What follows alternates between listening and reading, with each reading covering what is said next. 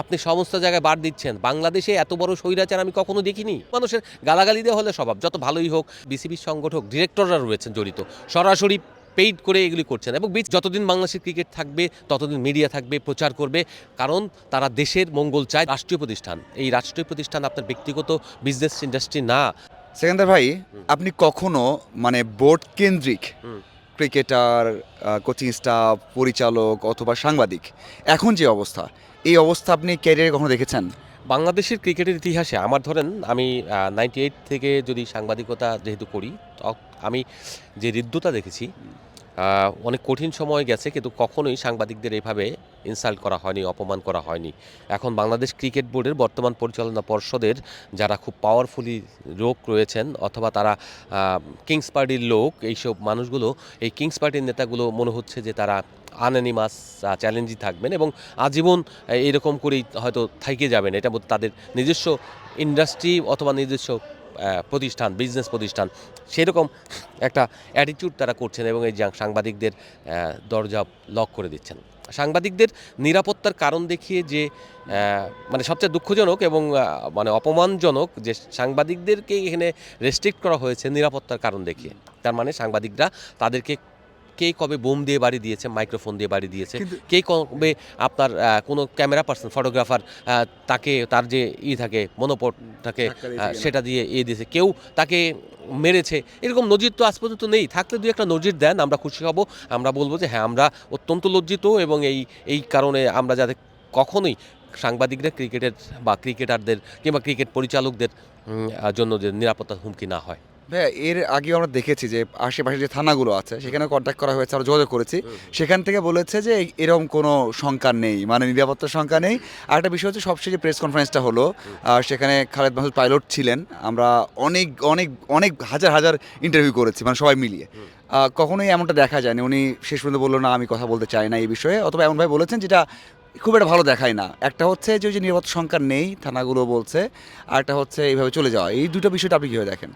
দুটো বিষয়ের মধ্যে একটা হচ্ছে ওনার লাস্ট কোশ্চেনটা হয়তো ওনার পছন্দ হয়নি।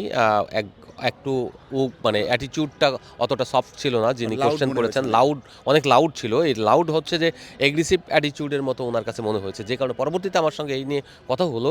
তো সেটা হচ্ছে যে উনি এই কারণে হয়তো এখানে চলে গিয়েছেন। উনি খুব সুন্দরভাবে এটা লিভ করতে পারতেন যে আপনার এই কোশ্চেনের উত্তর আমি দিতে পারছি না, বা আপনার কোশ্চেনটা আমার পছন্দ হয়নি, কিংবা আপনার অ্যাটিটিউডটা আমার পছন্দ হয়নি।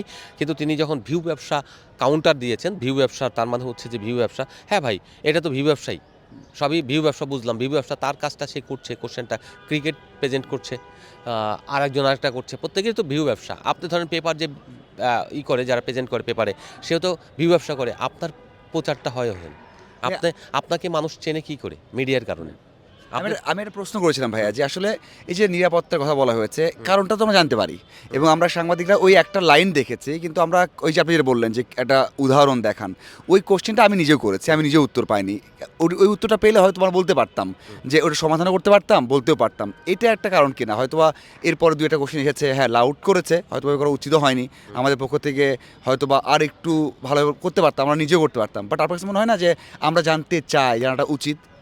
অবভিয়াসলি আপনি জানতে চাইবেন এবং এটা আপনার রাইট টু গেট ইনফরমেশন। আপনার বাংলাদেশে আইন রয়েছে জনগণের এবং মিডিয়ার ইনফরমেশন পাওয়া, তথ্য পাওয়ার একটা অধিকার আইন রয়েছে, এবং এই যে একটা প্রক্রিয়ার মধ্য দিয়ে আপনার প্রয়োজন মতো আপনি দিতে বাধ্য, ইনফরমেশন দিতে বাধ্য। যখন আপনি পাবলিক মানে প্রপার্টিতে থাকবেন, যখন আপনার এটা তো রাষ্ট্রীয় প্রতিষ্ঠান, এই রাষ্ট্রীয় প্রতিষ্ঠান আপনার ব্যক্তিগত বিজনেস ইন্ডাস্ট্রি না, যেখানে আপনি বিজনেস ইন্ডাস্ট্রির মতো অ্যাটিটিউড করবেন, সেটা তো না। আপনার বিজনেস ইন্ডাস্ট্রিতে গিয়ে কিন্তু আমি বসে থাকি না। এটা যদি জনগণের প্রপার্টি না হতো, রাষ্ট্রের সম্পদ না হতো, বা ক্রিকেটে জনগণের সম্পৃক্ততা না থাকতো, তাহলে মিডিয়া এখানে মুখ ফেরাতে আসতো না। বহু প্রতিষ্ঠান রয়েছে রাষ্ট্রের, সেখানে মিডিয়া গিয়ে বসে থাকে না, ডাক ভবনে গিয়ে বসে থাকে না। বোর্ড কে মনে করে যে এটা রাষ্ট্রের? দেখেন, বোর্ডের এখন যারা পরিচালক রয়েছেন, তারা হয়তো মনে করেন, তারা মনে করছেন এটা তারা লিজ নিয়েছেন এবং এই প্রতিষ্ঠানটা তাদের চিরতরে, এরকম তাদের অ্যাটিটিউড আমার এখন যে তারা করছে সেটা নিয়ে আমি অসম্মান করছি মনে হচ্ছে, কিন্তু আমি আসলে অসম্মান করার জন্য বলছি না, আমি তাদেরকে সম্মান রেখে বলছি যে তারা তাদের অ্যাটিটিউডটা যেন এমন না হয় তারা যে বাংলাদেশের এই ক্রিকেট বোর্ডটাকে তারা লিজ নিয়েছেন, এই প্রপার্টি তাদের, এবং এই প্রপার্টিতে অন্যরা কেউ আসতে পারবে না, কিংবা তারা যেটা মনে করবেন তাদের বাইরে কেউ আসতে পারবে না, শুধুমাত্র তারা যাদেরকে অধিকার দেবেন, এই অধিকার আপনাকে কেউ দেয়নি, রাষ্ট্র দেয়নি। আপনি যদি মনে করেন এখানে বহু লোক আসে যায়, হ্যাঁ বহু লোক এসেছে গেছে, অনেক বড় বড় সংগঠকই কিন্তু চলে গেছে, হারিয়ে গেছে, কিন্তু ঘটনা হচ্ছে মিডিয়া কিন্তু বছরের পর বছর মানে যুগের পর যুগ থেকে গেছে। মিডিয়া থাকবে, যতদিন বাংলাদেশের ক্রিকেট থাকবে ততদিন মিডিয়া থাকবে, প্রচার করবে, কারণ তারা দেশের মঙ্গল চায়, দেশের ক্রিকেটের উন্নয়ন চায়, দেশের স্পোর্টসের উন্নয়ন চায়, আপনি চাইতে নাও পারেন। হ্যাঁ, আপনি যেটা বললেন এটা আমি এটা অ্যাড করতে চাই। আমি নিজেও যখন ভিডিও আপ করি দর্শকদের রিয়াকশনটা আপনি যেটা বললেন যে হয়তো অনেকে চান কি চান না, কিন্তু বেশিরভাগই কমেন্ট এমন আসে যে এটা মনে হয় যে আমরা যেমন হচ্ছে আমরা চিন্তা করছি বা বুঝছি যে যেমন হচ্ছে ক্রিকেটার নিয়ে কথা বলা হলো, এরপর বিশ্বকাপ না খেললে কী হবে এমন মন্তব্য আমরা শুনেছি, কিন্তু তারপরে আমরা দেখছি দর্শকদের যে আক্ষেপটা মনে হয় যে আমরাই ক্রিকেটটা নষ্ট করছি, আমরা মানে সাংবাদিকেরা। যদিও বিভিন্ন সময় যখন ক্রিকেটটা ছিল না, আপনি যখন 98 সাল থেকে শুরু করেছেন তখন ক্রিকেটের পর্যায়ে ছিল না, তখন সাংবাদিকদের ঘর থেকে ডেকে নিয়ে এসে প্রেস কনফারেন্স করা হতো, এবং এখন অনেক সময় দরকার হয়। এটা আপনি কীভাবে বলবেন যে আসলে দর্শকদের কাছে ওটা মানে ভুল ইনফরমেশন গেছে কি না, যে সাংবাদিকদের দোষ বেশি, যে দেওয়া হচ্ছে কিনা বারবার? আচ্ছা, আপনি ধরেন এখন ফেসবুকে দেখবেন অনেকগুলো পেজ রয়েছে, যে পেজগুলো আপনি আইডেন্টিফাই করতে পারবেন না কারা চালাচ্ছে।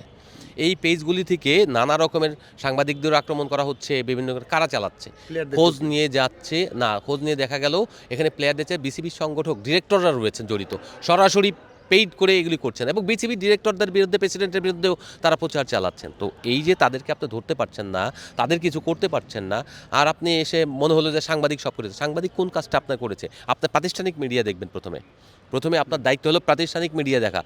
ইউটিউবের দায়িত্ব, ইউটিউবারদের দায়িত্ব আমি নেব না, আপনি নেবেন না, আপনি নেবেন না। তাহলে কি আপনি একটা চ্যানেলে চাকরি করেন, আমি একটা পত্রিকাতে চাকরি করি, অর্থাৎ আমার রাষ্ট্রীয় স্বীকৃতি আছে, আমার জবাবদিহিতা আছে, পাবলিকের কাছে আছে, সব কিছু আছে। এখন আপনি ধরেন কিছু মানুষ আছে যারা এই ইনফরমেশন রাখে না, শুধু ওই ইউটিউবে বা ফেসবুকে দেখে গালাগালি দিল। কিছু মানুষের গালাগালি দেওয়া হলে স্বভাব, যত ভালোই হোক। আমি কালকে দেখছিলাম একটা অনুষ্ঠান প্রেজেন্ট করা হচ্ছিল, সেই অনুষ্ঠানের নিচে যে কমেন্ট দেখছিলাম, তখন মনে হচ্ছে এটা কি বট মিডিয়া, আবার মনে হলো যে এই যে দিচ্ছে এর কিছু মানুষ আছে গালি দেওয়াটাই তার বোধহয় স্বভাব, মিছেমিছি গালি দেয় যারা হিংসুটে, তাদের স্বভাবটাই হলো এই যে আব্দুল হাকিমের কবিতা একেবারেই 100% সত্য। এই যে আমাদের লোকজন বাংলাদেশের ক্রিকেট বোর্ডের, আমরা তো অনেক বোর্ড পরিচালক দেখেছি, আপনারই প্রথম না, আপনাদের আগে মেম্বার ছিল, আপনার কমিটির প্যাটার্ন ভিন্ন ছিল, তখন তারাও তো ছিলেন ইন্টারন্যাশনাল অর্গানাইজার ছিলেন, আপনি ইন্টারন্যাশনাল অর্গানাইজার না। তো সেই ইন্টারন্যাশনাল অর্গানাইজাররাও এদেশে অনেক কিছু করেছে, তারা এইরকম মিডিয়া ফেস করেছে, মিডিয়া কী করছে। একটা সময় আপনি যেটা বললেন যে মিডিয়াকে ডেকে আনা হতো, আমি যখন একটা টেলিভিশনে চাকরি করতাম 2005-06 সালের দিকে, তখন আধা ঘন্টা 1 ঘন্টা পর্যন্ত জ্যামের কারণে আসতে না পারা পর্যন্ত প্রেস কনফারেন্স হোল্ড করে রেখেছেন তারা, বিকজ অফ তাদের এটা প্রচারটা দরকার। আপনি এখনও যখন লোগোটা দেন, লোগোটা দিয়ে বলেন লোগোটা প্রচার করার জন্য অনুরোধ জানাচ্ছি, কারণ আপনার স্পন্সর না হলে আপনার কাছে আসবে না। আপনি যখন বলছেন এই যে প্রেস কনফারেন্স কেন আপনি ডাকলেন, কারণ হচ্ছে আপনি চান যে আপনার প্রোগ্রামগুলো দেশের মানুষের কাছে প্রচার করতে, যে আপনি কাজ করছেন। যদি তাই হয় তাহলে মিডিয়াকে কেন আপনি শত্রুগণ্য করছেন? আপনার দরকার নাই, আপনি বসেন, আলোচনায় বসেন। আমি আহ্বান জানাই আপনাদেরকে, আমাদের এখানে অনেক সিনিয়র জার্নালিস্ট আছে, জুনিয়র আছে, সবাইকে নিয়ে একসঙ্গে বসে বলেন আপনার কোন জায়গাটায় আপত্তি, আপনার রিলস নিয়ে আপত্তি, আপনি ওই যে মাঝের প্রেসিডেন্ট, আমি শুনেছি যে প্রেসিডেন্ট নিজস্ব সিদ্ধান্ত করেছেন, প্রেসিডেন্ট মাঝখানে দাঁড়িয়ে আছেন। এখন যারা ওই ক্যাপশনগুলি দিচ্ছেন নেতিবাচকভাবে ক্যাপশন, সেই প্রতিষ্ঠানগুলো কারা তা আইডেন্টিফাই করে তারপরে আপনি তাদের সঙ্গে বসেন।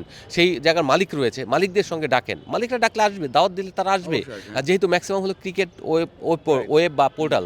তো এই সব জায়গায় আপনি যদি বসেন, দেখবেন সমস্ত মানে যত জটিলতা রয়েছে সমস্যার সমাধান হয়ে যাবে। শুধু তাই নয়, আপনার এখানে যারা সংগঠন রয়েছে, সংগঠন সমাধান না দিলে, আপনার তো ক্রিকেটের জার্নালিস্ট ম্যাক্সিমাম ক্রিকেট যারা এই বিটগুলি করে, বিট তো ভাগ করা আছে, এই বিট যারা করে তারাই তো আপনাকে প্রেজেন্ট করবে। এখন ওই যে বললাম ফেসবুকে যার পেজ রয়েছে, যা ইউটিউবিং করে, তাকে তো আমি কন্ট্রোল করতে পারবো না, সে তো আমার ক্যাটাগরিতে পড়ে না। সরি টু সে এটা হলো সিটিজেন জার্নাল। তাহলে ওই ক্যাটাগরিতে দিলে তাহলে তো পুরো বাংলাদেশের যে 18 কোটি মানুষ রয়েছে বা 20 কোটি মানুষ রয়েছে, তার মধ্যে 10 কোটি মানুষের অ্যান্ড্রয়েড মোবাইল রয়েছে, যারা ফেসবুকে আপনার বিভিন্ন জিনিস আপলোড করে, তাহলে সবাই সিটিজেন জার্নালিস্ট। তো সিটিজেন জার্নালিস্টের জন্য আলাদা একটা প্ল্যাটফর্ম থাকবে, আপনি এখানে যারা আসবে আপনি ধরবেন মেইন মিডিয়া আপনাকে কী করেছে, মেইন মিডিয়া আপনার প্রেজেন্টেশন ঠিক মতো করেছে কিনা, আপনার সোশ্যাল মিডিয়া নিয়ে সব কিছু ভাবেন আপনি। তাহলে আমি বলবো সোশ্যাল মিডিয়া দেখেই তো আপনি টিম বানান, সোশ্যাল মিডিয়া দেখে আপনি বক্তব্য দেন, সোশ্যাল মিডিয়া দেখে আপনার বিশ্বকাপ খেলতে যাবে কি যাবে না এই সিদ্ধান্ত নেন। তাহলে তাদের কাছ থেকেই জনমতে ছেড়ে দেন, আপনার দরকার নাই তো ভাই, বোর্ডটা চালানোর জন্য তাদেরকে ছেড়ে দেন। আপনি আন্তরিকতা দেখালে অন্যরা আন্তরিকতা না দেখে যাবে কোথায়? তারা তো অন্য গ্রহ থেকে আসেনি, তারা ইন্ডিয়ান না, তারা পাকিস্তানি না, এখানে যারা কাজ করে তারা মিয়ানমারেরও না, যেখানে সন্ত্রাসী কার্যকলাপ করতে আসবে তারা আপনারই দেশের সন্তান, আপনারই কেউ পরিচিত, কেউ বন্ধু, কেউ ছোট ভাই বড় ভাই, এখানেই তো রয়েছে। ভাই লাস্ট সেটা হচ্ছে আপনার তো অনেক সাথে কথা হয়েছে এবং যারা খেলছেন তাদের সাথে কথা হয়, আমারও কথা হয়েছে। তাদের অবস্থা কি ক্রিকেটারদের? আমারও মাঝখানে কথা হয়েছে, হয়তো সব কিছু আমার থেকে আপনি ভালো জানবেন। কি বলছেন এখন তারা একটা টুর্নামেন্ট খেলবে, ওয়ার্ল্ড কাপে খেলতে পারেনি, তাদের অবস্থাটা কি? একেবারে ভঙ্গুর মানসিকতা, এবং তাদের ভিতরে যে ফ্রাস্ট্রেশন কাজ করছে সেই ফ্রাস্ট্রেশন তারা প্রকাশ করতে পারছে না, বিকজ অফ তাদেরকে মিডিয়ার সঙ্গে কথা বলারও নিষেধাজ্ঞা দিয়েছেন আপনি। আপনি সমস্ত জায়গায় বার দিচ্ছেন। বাংলাদেশে এত বড় স্বৈরাচার আমি কখনো দেখিনি।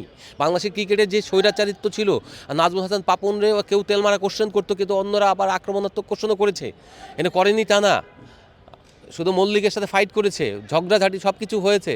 আপনি জানেন না, আমি সিকান্দার লিখেছি লাপাত্তা মল্লিক, আমি সিকান্দার লিখেছি। আপনি তো এইটা আপনি জানেন না, আপনি যদি না পড়ে থাকেন আপনার ব্যর্থতা, আপনি না জানলে পরে আপনি আপনি কোথা থেকে এসেছেন? আপনার অ্যাটিটিউড নিয়ে, আপনার নিয়ে, আপনার সিদ্ধান্ত নিয়ে প্রশ্ন তোলা যায়।